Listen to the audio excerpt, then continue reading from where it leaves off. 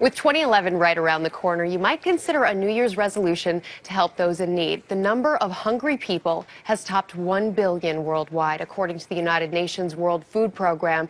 And Betty Wynn takes helping some of those people in need very personally. Betty. Yeah, good morning, Rebecca. You know, it's often hard to imagine extreme poverty until you see it up close. It's especially difficult when you have a personal connection to those affected. So in an effort to help, I traveled back to my birth country of Vietnam to distribute humanitarian aid to those struggling to survive. The sound of mopeds fill the streets of Saigon. It's officially called Ho Chi Minh City, but it will always be Saigon to me. This is where I was born, shortly before the communists took over and changed the city's name, signaling an end to the Vietnam War.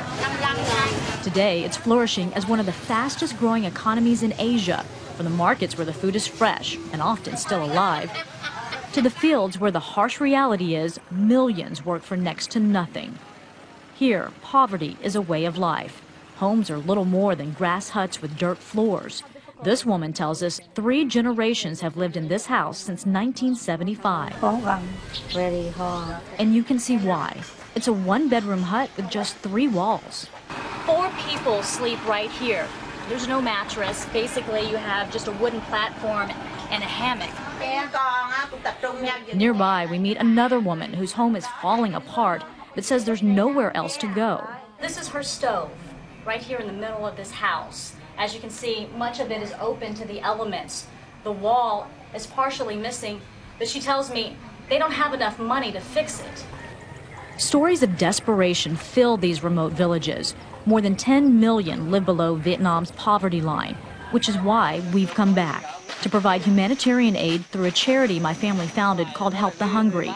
This is our 10th year bringing food, medicine, and hygienic supplies to thousands struggling to survive. It's a journey that's often a race against time. Annual monsoons can be devastating and deadly. We try to distribute aid before the rain washes out bridges and fills up homes, but sometimes it's too late. This year, we were able to reach remote areas before the flooding had begun. Still, the sheer number of those in need can be overwhelming. Traveling from village to village, handing out aid, you can see how poverty has a way of ripping apart families. Mandy Doe. This 12-year-old says her mother abandoned them 3 years ago. She lives in this tiny hut with her father and 2 sisters. Sometimes it's not the aid, but the toys that help children forget their struggle, even if just for a moment. When poverty is your reality, those living it are in a danger zone. These are mosquito nets that we're providing because this particular area is known to have malaria, and these nets will protect families. Yet many can't escape the bacteria that fills these canals.